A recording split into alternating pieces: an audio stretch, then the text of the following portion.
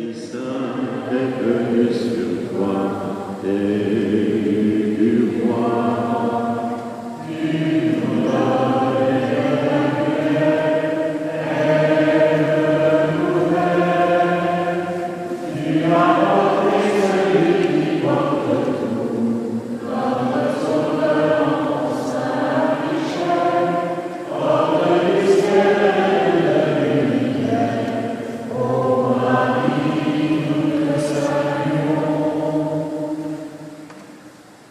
Ce soir, nous sommes arrivés à cette phrase « Te laissant un entier et plein droit de disposer de moi et de tout ce qui m'appartient ».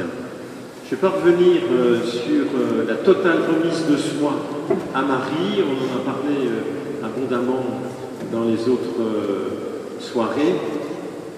Je voudrais plutôt ce soir que l'on voit ensemble comment concrètement, dans notre vie quotidienne, on peut mettre en pratique cette remise de soi à Marie. Et donc mon enseignement aura deux parties. La première partie dispose de moi et la deuxième partie dispose de tout ce qui m'appartient. Dispose de moi d'abord. Alors, on va faire un petit essai ce soir. Je vais mettre pour que vous vous repériez dans ce que je vais dire. On va projeter les grandes parties.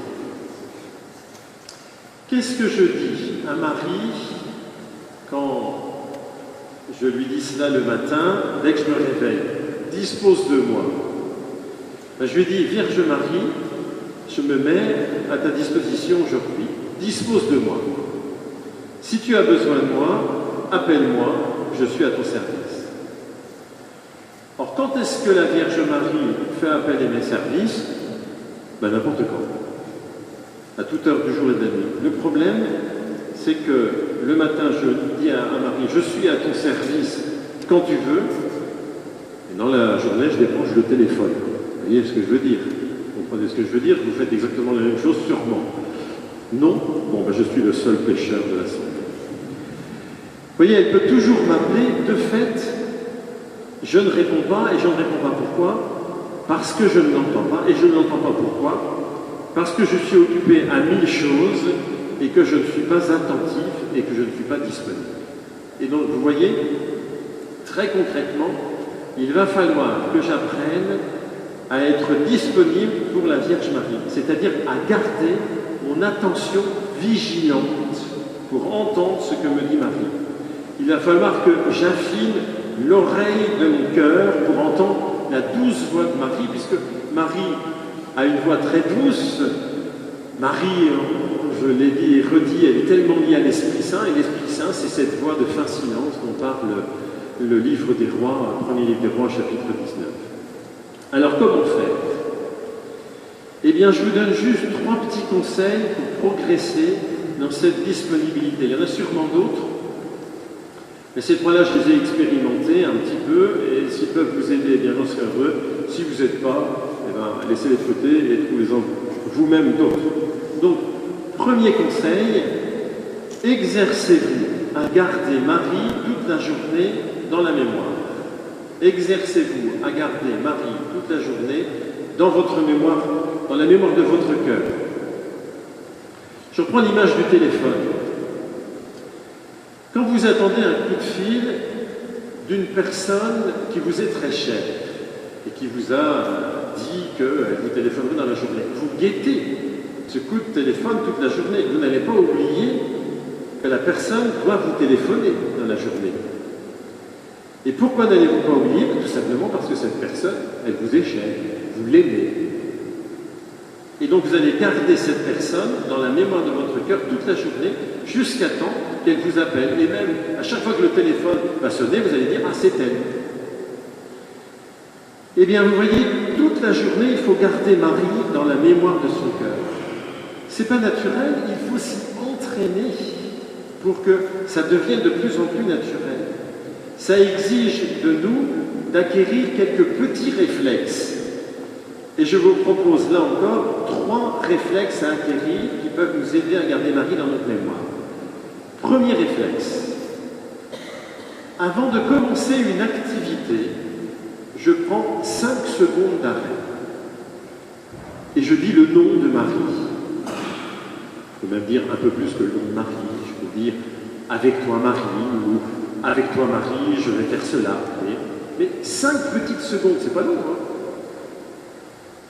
Pour prendre ce petit temps d'arrêt intérieur.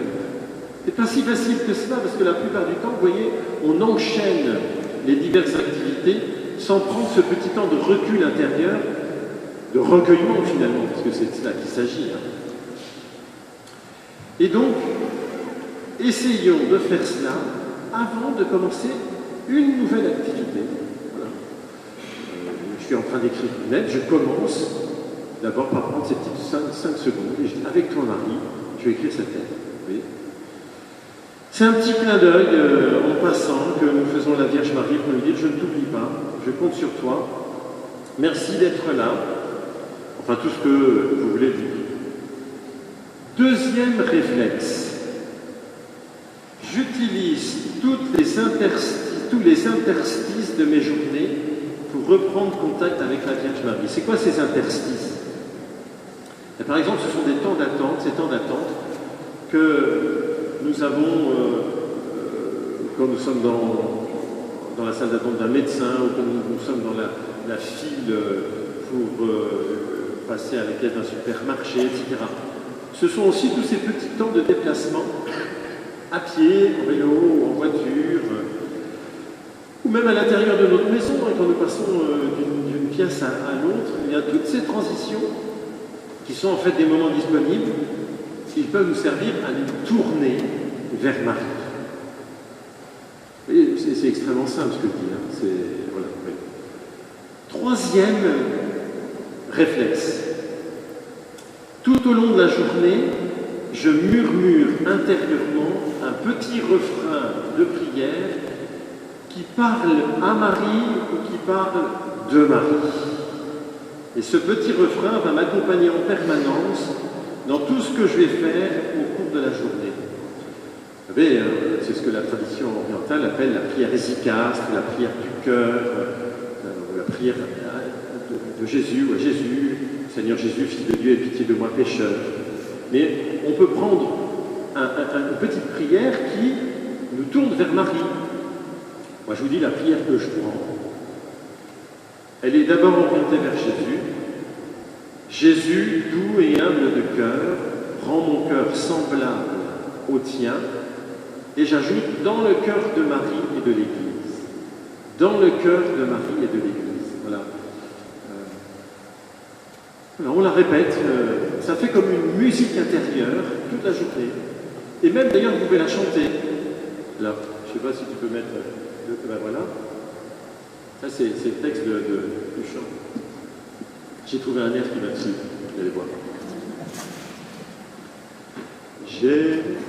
Jésus, cœur doux et humble, prends mon cœur semblable au tien, dans le cœur de Marie, notre Mère, unis au cœur de mes frères, au cœur de mes frères. Voilà, ça c'est des petits refrains, vous savez. C'est par exemple les petits refrains de Thésée qu'on chante constamment, c'est des petits refrains. Ça fait une musique intérieure pendant toute la journée, puis ça vous accompagne. Eh bien, prenez, je vous propose celui-là, mais il y en a certainement d'autres, mais une toute petite phrase, une courte prière qui vous ramène vers Marie régulièrement. Régulièrement. Celle-là, je trouve qu'elle a de l'intérêt parce que, alors je ne sais pas de qui elle est le début, là, peut-être, tu sais toi, ça ressemblera à du Saint-Jean-Eudes ou voilà. Mais elle a l'intérêt parce que elle lie la Vierge Marie à Jésus et elle lie la Vierge Marie à l'Église. Voilà.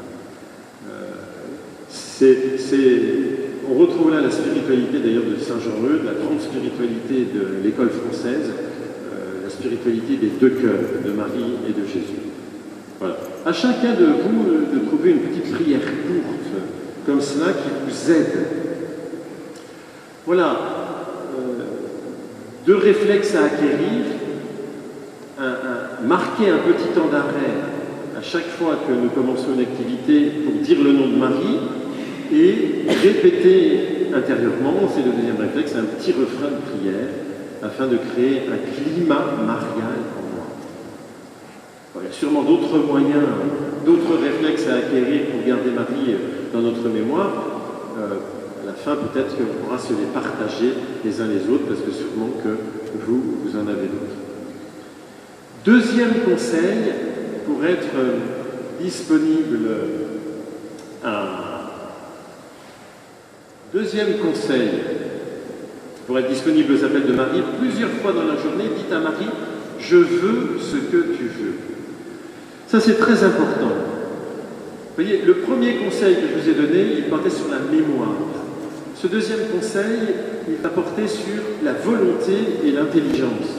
Je prends un exemple, ce sera plus simple. Je suis dans une réunion de famille. Avec mes frères et sœurs, on doit prendre une décision. Notre père est atteint de la maladie d'Alzheimer. Notre mère veut s'occuper de lui jusqu'au bout. Elle est épuisée. Quelle est la meilleure solution? Décider notre mère à placer notre père dans une maison de retraite, faire appel à des soignants à domicile, nous relayer chacun notre tour pour aider notre mère. Voyez, la discussion est vive, serrée, chacun a sa position, j'ai la mienne, et bien sûr c'est la meilleure. Le ton commence à monter quand soudain me revient à la mémoire ce petit refrain de prière, Jésus, doué et humble de cœur, dans le cœur de Marie, ma mère, notre mère. Puisque j'ai pris l'habitude d'avoir ce petit refrain, eh bien, l'Esprit Saint et Marie vont me le faire remonter, j'allais dire, de la mémoire, quand il le faut, au bon moment, si bien que d'un coup, mes ardeurs vont retomber. Je prends ce petit temps de recueillement dont je parlais tout à l'heure, et je vais me tourner intérieurement vers la Vierge Marie pour lui dire, Marie, je veux ce que tu veux, et non pas ce que je veux. Je veux ce que tu veux, et non pas ce que je veux. Puis ensuite, ayant fait cet acte de volonté, qui m'a mis dans une attitude intérieure de disponibilité à Marie, et toujours par Marie à l'Esprit Saint, c'est toujours le but. Je ne sais plus quelle est l'expression d'ailleurs de Saint Louis-Marie de Montfort, mais il dit il y a le but prochain et le but final. Je crois que c'est un peu passé. Le but prochain, c'est à partir de Marie, mais le but final, c'est Dieu. Eh bien, ayant fait cet acte de volonté, je vais accueillir maintenant la vie de mes frères et sœurs pour y discerner avec mon intelligence ce qui est mieux pour mes parents. C'est-à-dire que je vais essayer de discerner la volonté de l'Esprit Saint, parce que l'Esprit Saint va parler par la bouche aussi de mes frères et de mes sœurs. Et vous voyez le basculement, il s'est fait lorsque j'ai dit « je veux ce que tu veux ». Le basculement, il s'est fait aussi quand il est remonté à la mémoire, à la présence de Marie. C'est plus ma volonté qui est importante, c'est la volonté de Marie, et à travers elle, la volonté du Saint-Esprit. Et ça, nous avons bien des occasions de le dire dans nos journées, notamment lorsque les événements sont des événements difficiles à vivre. Pour un autre exemple, j'apprends que je vais être obligé de me faire opérer, une opération qui serait un peu délicate. Ma première réaction quand j'entends le médecin m'annoncer cette nouvelle, ce sera sans doute de l'angoisse. Et puis l'esprit fait remonter à ma mémoire la présence de Marie, alors immédiatement je dis « Marie, je veux ce que tu veux ». Attention, encore une fois, bien sûr, ce n'est pas Marie qui a décidé l'opération. Marie, je veux ce que tu veux, ça ne veut pas dire « Marie, puisque tu as décidé l'opération, je le veux ». Non, c'est le médecin qui a décidé l'opération. Mais en disant « Marie, je veux ce que tu veux », je lui dis que dans cette opération et ses suites, je me laisse conduire par elle. Entre parenthèses, vous voyez comment la mémoire de Marie va s'immiscer dans mes pensées. Je suis en train de discuter avec mes frères et sœurs, tout à coup la Vierge Marie s'invite dans le cours de mes pensées pour stopper net l'agressivité. Le médecin m'annonce une intervention chirurgicale, tout à coup la Vierge Marie se rend présente à ma pensée pour stopper net l'angoisse qui était en train de me submerger. C'est pourquoi, vous voyez, il est important de demander à la Vierge Marie de veiller sur nos pensées. Il est important de lui donner le droit d'intervenir dans le cours de nos pensées. C'est ce que nous disons dans l'acte de consécration, te donnant un entier et plein droit de disposer de nous. Encore une fois, la Vierge Marie n'entrera pas dans le sanctuaire intime de ma conscience si je ne lui permets pas. Elle est trop respectueuse de ce sanctuaire de ma conscience. Et même lorsque je lui aurai donné le droit, elle sera tout à fait respectueuse et infiniment délicate. Mais donnons-lui expressément le droit de veiller sur nos pensées. Vous voyez ce que je veux dire? C'est clair ce que je raconte ou pas? Moi, ça me paraît simple, mais j'espère que ce n'est pas trop simpliste. Voilà. Troisième conseil. N'ayez pas peur de faire jouer votre imagination. Pourquoi est-ce que je dis cela? Parce que c'est Saint Louis-Marie Grignon de Montfort lui-même qui nous donne ce conseil dans le Secret de Marie. Il dit ceci: il faut faire toute chose en Marie, c'est-à-dire qu'il faut s'accoutumer peu à peu à se recueillir au-dedans de soi-même, et c'est là que vient l'imagination, pour y former une petite idée en image spirituelle de la très sainte Vierge. Elle sera à l'âme l'oratoire pour y faire toutes ses prières. Si elle prie, ce sera en Marie. Si elle reçoit Jésus par la Sainte Communion, elle le mettra en Marie pour s'y complaire. Voyez, le Père de Montfort nous invite à former une petite image spirituelle de Marie dans notre esprit. Autrement dit, il nous invite à faire jouer notre imagination de manière spirituelle. Alors, il ne s'agit pas de créer un être imaginaire. La Vierge Marie n'est pas imaginaire. Elle existe réellement, très concrètement, d'ailleurs, avec son corps de ressuscité. Il s'agit d'imaginer la présence bien réelle de Marie en nous. Puisqu'elle a ressuscité avec le Christ, la Vierge Marie, comme le Christ, avec le Christ ressuscité, peut se rendre présent au cœur de tout être. Seulement, c'est une présence invisible, comme celle du Seigneur. Et donc, il s'agit de la visualiser intérieurement, comme habitant dans l'oratoire de notre âme, ou même mieux, dit Saint Louis-Marie Grignon de Montfort, étant elle-même l'oratoire de notre âme. Et ça me rappelle les paroles du psaume: mon âme est en moi comme un petit enfant, tout contre sa mère. Vous voyez, je peux donc imaginer, voilà, Marie en moi. Mais si je continue finalement cette méthode de Saint Louis-Marie Grignon de Montfort, cet exercice de visualisation de Marie, je pourrais imaginer Marie à côté de moi. Quand Saint Louis-Marie écrit qu'il faut faire toutes ces actions avec Marie, vous pouvez imaginer la Vierge Marie à vos côtés. À n'importe quel moment, d'ailleurs, quand vous êtes en train de faire une promenade, imaginez que Marie marche à vos côtés. Je crois que je vous ai déjà raconté ce témoignage de Louis, qui était un vieux paroissien de Guérande. Un jour, Louis me dit: moi, j'arrive pas à prier. J'arrive vraiment pas à prier. Et j'avais remarqué que Louis faisait le tour des remparts tous les midis, les remparts de Guérande. Et voilà. Je dis: écoute, tu vas essayer ça. Quand tu vas prendre ton manteau pour partir de chez toi, pour faire ta petite promenade autour des remparts, tu dis à Jésus: Jésus, viens marcher avec moi. Et tout au long de cette promenade, tu vas imaginer Jésus qui est en train de marcher avec toi, puis tu vas lui parler. Tu vas lui parler, tu vas lui dire: oh, Seigneur, regarde, voilà la mère Athènes, là.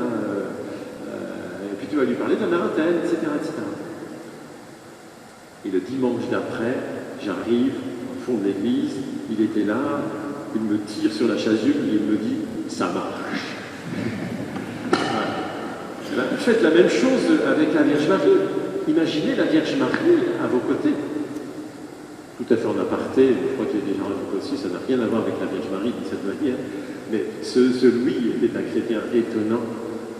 Il a eu un cancer, je l'ai accompagné. Quelques jours, quelques heures avant de mourir, il a rassemblé tous ses enfants. Aucun n'était chrétien d'ailleurs. Il avait d'ailleurs un de ses fils qui était un leader syndical des chantiers de Saint-Nazaire. Et il a dit à ce fils-là, qui était son fils aîné, tu descends dans la cave, chercher la meilleure bouteille que tu trouves, nous allons trinquer ensemble, car dans quelques heures, je verrai le Seigneur.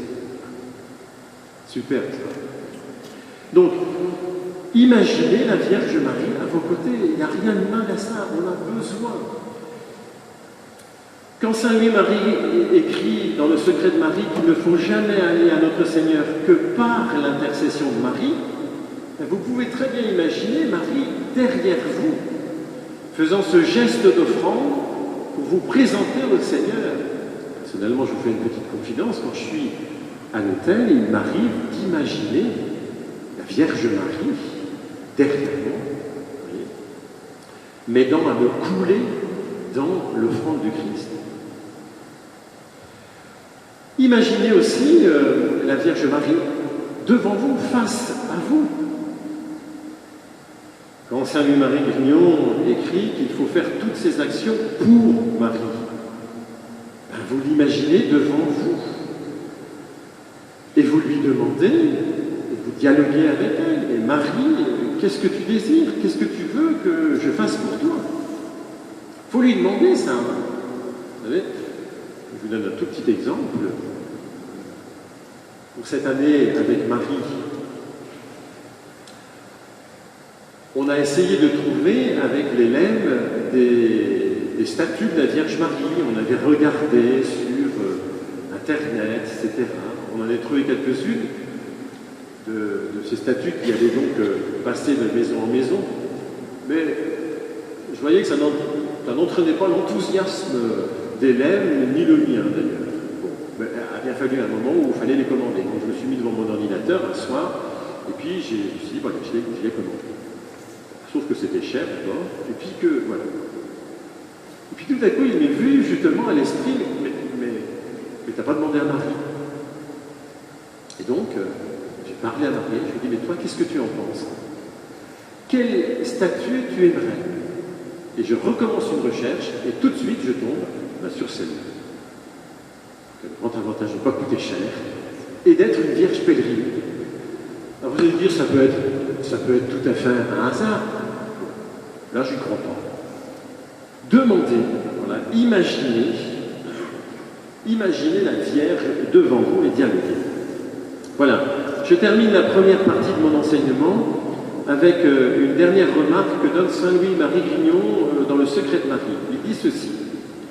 C'est à propos de... Là, je quitte un peu les manières concrètes, mais c'est à propos de se disposer de soi.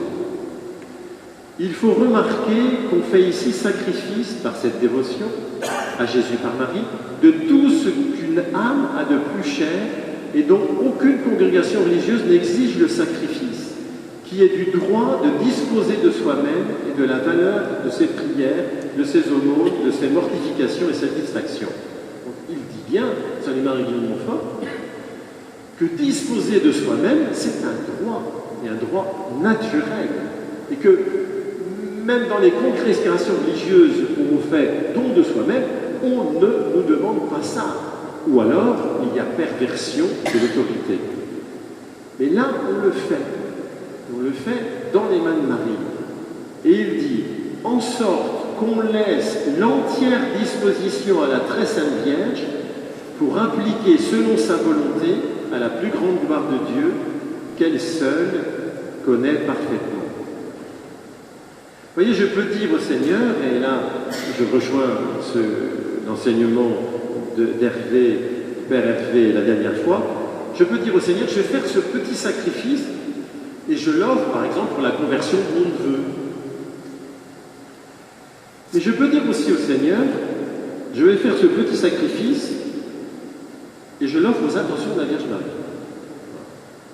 C'est elle qui décidera ce qu'elle veut en faire de cet acte d'amour, à qui il pourra profiter spirituellement dans la grande communion des saints. Vous voyez ce que je veux dire?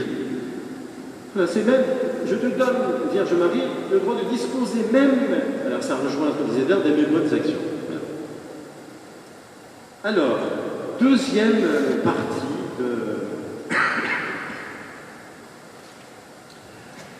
de ce petit enseignement, après dispose de moi et de tout ce qui m'appartient. Cela veut dire, à partir de maintenant, Marie, tout ce qui est à moi est à toi. Alors, vous mesurez les conséquences de cette consécration, ce n'est pas une parole en l'air, hein. C'est pas de la bondieuserie à l'eau de rose. Ça a des conséquences concrètes. Et pour que nous mesurions l'impact très concret de cette consécration sur nos biens, je vous invite à faire la démarche qu'Adeline et Alexis Voisard proposent de faire dans leur livre « Comment sauver la planète à domicile ». Je ne sais pas si vous connaissez ce livre-là. L'objet de ce livre, c'est l'écologie, hein. Mais ils font le tour de leur maison, pièce par pièce, puis dans chaque pièce, eh bien, ils regardent ce qu'ils peuvent changer dans leur comportement. Ben, je vous propose de faire la même chose, mais avec Marie. Pièce par pièce, vous allez visiter votre maison avec la Vierge Marie, et dans chaque pièce, vous allez laisser la Vierge Marie vous dire de quelle manière elle aimerait bien disposer des affaires qui vous appartiennent. Vous voyez, disposer. C'est-à-dire qu'elle va ranger la maison. Voilà. C'est, ben, vous voyez bien, spirituellement, hein.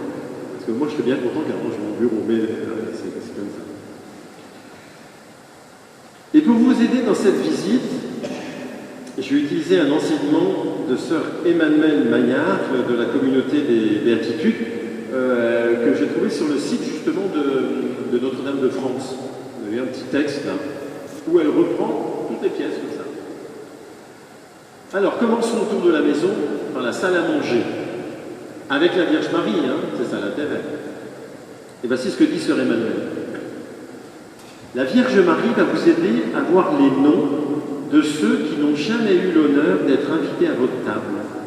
Les pauvres de votre famille, certains voisins qui sont seuls. Avec Marie, vous allez les accueillir, leur préparer de bons repas, et votre maison sera ouverte, accueillante, comme la maison du bon Dieu. Désormais, c'est toi, Marie, qui feras les invitations. C'est un exemple que donne sœur Emmanuelle, c'est un exemple. Et tout d'un coup, voilà, en étant dans la salle à manger, en disant, Vierge Marie, inspire-moi là, avec l'Esprit Saint, ouvre-moi mon intelligence, mon cœur, pour que je vois ce qu'il faut changer, quoi. Voilà, elle donne un exemple. Il y a des gens que j'invite jamais. Pourquoi? Passons dans la cuisine. Dites à Marie, Marie, maintenant, c'est ta cuisine. C'est ta cuisine. Ah oui, si vous dites à Marie qu'elle dispose de tout ce qui vous appartient, il faut être cohérent. C'est ta cuisine. Alors, sœur Emmanuelle dit, peut-être que vous reviserez aussi, non, peut-être que vous liquiderez des tiroirs plein de choses inutiles. Je ne sais pas si c'est dans la cuisine qu'il y a tellement de choses inutiles, enfin je ne sais rien. Des placards peut-être. Peut-être un peu trop de choses dans les placards, par exemple. Vous voyez? Le salon. Ensuite, vous passerez au salon et vous lui consacrerez la télévision et les choix de vos programmes. Vous réviserez aussi avec elle vos vidéos et vos livres. C'est hyper concret, hein. Mais dispose de tout ce qui m'appartient, ou on le dit, ou on ne le dit pas. Mais si on le dit, voilà. Puis vient le bureau. Alors ça, elle dit rien sur le bureau, alors c'est des conseils que je vous donne. Donnez à la Vierge Marie votre ordinateur. Vous verrez que la prochaine fois que vous l'ouvrirez, si vous vous rappelez qu'il appartient à la Vierge Marie, qu'il ne vous appartient plus, ben, je pense que vous l'utiliserez pas exactement de la même manière. Que quand vous commencez à aller sur Internet, dites à la Vierge Marie avec toi. Présentez à Marie aussi votre téléphone. C'est Sœur Emmanuelle qui parle là. Maintenant, Marie, ce téléphone est à toi. À chaque fois que je l'utiliserai, je penserai que tu es à côté de moi. Il dit, les médisances vont donc disparaître et je passerai moins de temps aux paroles inutiles. J'appellerai ceux que je n'appelle jamais, qui sont peut-être dans le besoin de la solitude. Faites un petit tour aussi dans votre chambre. Vérifiez la garde-robe, votre manière de vous habiller. C'est pour les femmes, ça va pour les hommes. Désormais, vous irez faire vos achats avec la Sainte Vierge. Vous choisirez tout selon son goût à elle. Elle va vous attirer vers des choses peut-être nouvelles et vous faire abandonner d'autres choses. Comme la Sainte Vierge est la plus belle femme du monde, il n'y a pas de crainte à avoir. Je n'ai jamais essayé, rien. Voilà. Vous voyez bien ce que ça veut dire. C'est bien vous qui allez choisir votre robe ou vos chaussures. Mais vous allez le faire avec Marie. En lui demandant ce qu'elle en pense. C'est toujours cela. Voilà. Et peut-être que, du fond de votre esprit, va monter une pensée comme celle-là. Bon, je dis n'importe quoi, mais excusez-moi, c'est peut-être complètement idiot ce que je dis.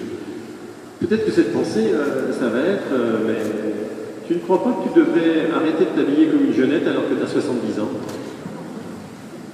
Ou bien au contraire, tu ne crois pas que tu devrais arrêter de t'habiller comme un sac et que ça ferait plaisir à ton mari et à tes enfants si tu étais un peu plus pimpante. Voilà, mais il faut laisser monter les motions de l'Esprit Saint qui viennent par Marie dans notre esprit. Voyez, pour vous faire comprendre comment Marie peut encore une fois intervenir dans le cours de mes pensées si je lui permets. Alors là, bien sûr, il faudrait toute une autre soirée pour parler du discernement des pensées, du discernement des esprits. Parce que comment est-ce que je vais reconnaître que cette pensée qui monte à mon esprit vient bien de l'Esprit Saint par Marie? Alors là, ce sera la série de conférences de l'an prochain. On demandera à quelqu'un du chemin neuf de venir le faire, puisque c'est typiquement de la spiritualité ignacienne. Dans leur livre « Comment sauver la planète », les auteurs ont un chapitre intitulé « Sous le matelas, le juste rapport à l'argent ». Alors on reste dans la chambre à coucher, vous voyez. Sœur Emmanuelle dit ceci: « Et votre argent, votre compte en banque, vos biens matériels, votre entreprise, les héritages, les bijoux, se consacrer à Marie, c'est vraiment lui remettre toutes choses pour qu'elle en dispose. Si nous lui disons « tu peux disposer de tout ce que j'ai », elle va l'utiliser pour ses plans. Et en même temps, parce qu'elle nous aime, elle va pourvoir à nos besoins. Et là aussi, vous serez complètement libérés. De la chambre, allez à la salle de bain. C'est l'endroit où l'on prend soin de notre corps, de notre santé. C'est ce moment-là d'ailleurs qu'il y a l'armoire à médicaments. Remettez votre santé dans les mains de Marie. Vous renoncez, dit Sœur Emmanuelle, à toutes ces angoisses qui peuvent surgir face à la maladie, la souffrance, l'hôpital, la solitude et toutes ces misères qui nous paralysent. Il ne s'agit pas de rejeter les médecins si vous donnez votre santé à Marie, c'est l'angoisse qui vous lâche. Vous vivrez tout avec elle. Étant malade, on offre la maladie. Étant en bonne santé, on offre ses forces, parce que l'on ne s'appartient plus. À la place de l'angoisse, on reçoit la paix. Enfin, terminé par le garage, vous pourrez consacrer votre voiture à Marie. Marie vous soufflera aussi des occasions de très beaux actes de charité pendant que vous conduirez. Voilà. Je n'ai pas fait de feuilles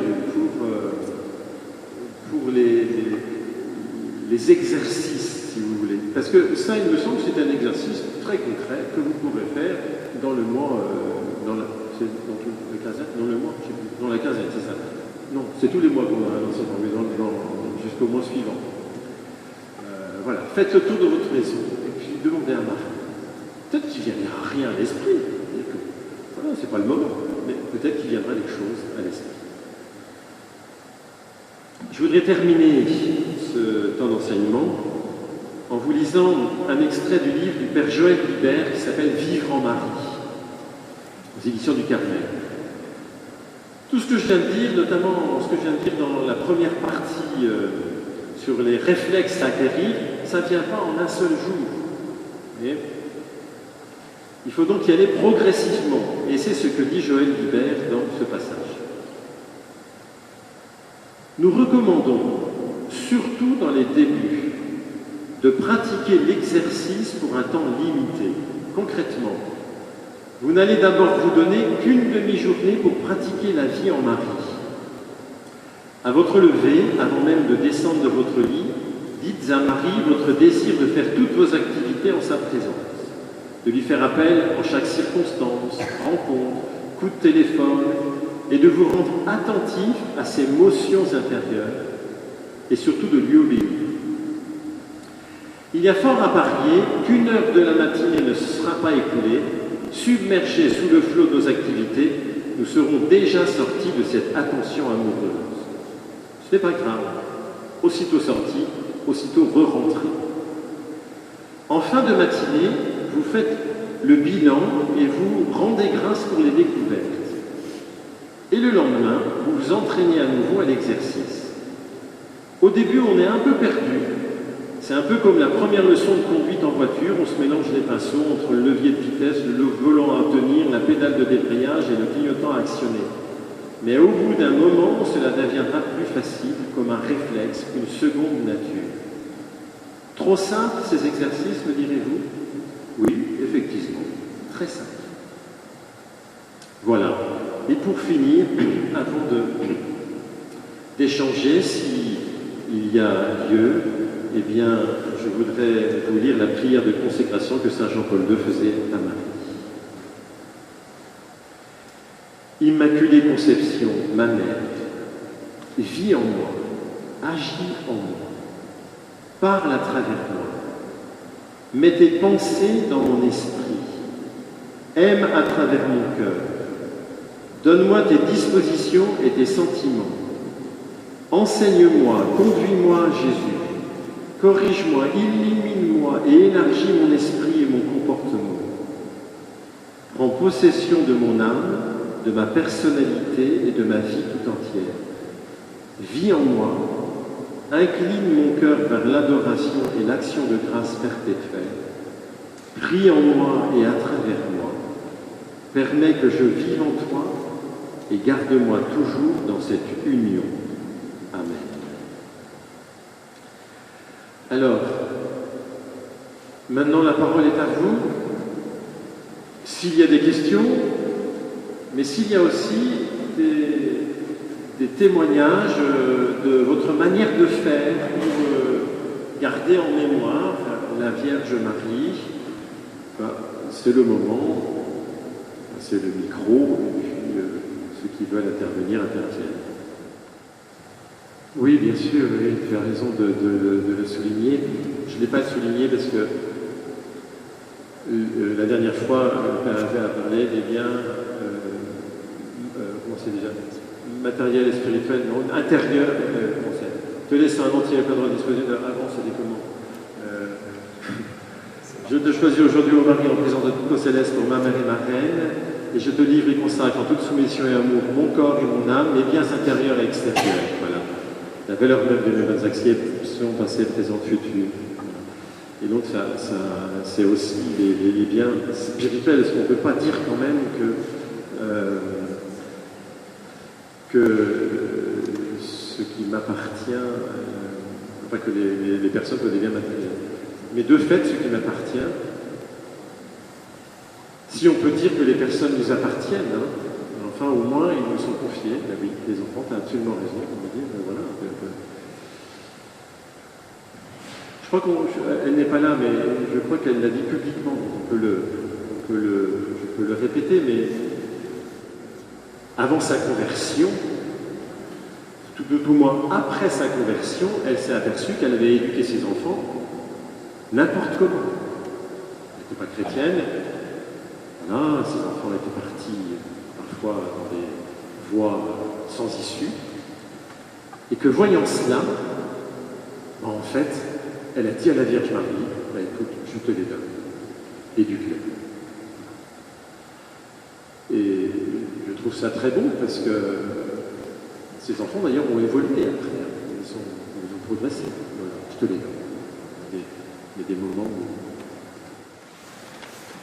Sous ton voile de tendresse, nous nous réfugions. Prends-nous dans ton cœur de mère, où nous habillons. Marie, Mère du Sauveur, nous te bénissons. Marie, notre Mère, garde-nous dans la paix, refuge des pécheurs, protège tes enfants. Quand nous sommes dans les voies de tous les dangers du monde, viens nous délivrer. Marie, Mère du Sauveur, prends-nous en pitié. Marie, notre Mère, garde-nous dans la paix, refuge des pécheurs, protège tes enfants. Marie, Vierge Immaculée, apprends-nous à prier. Que le Verbe dans nos cœurs silence la paix. Marie, Mère du Sauveur, veille à nous.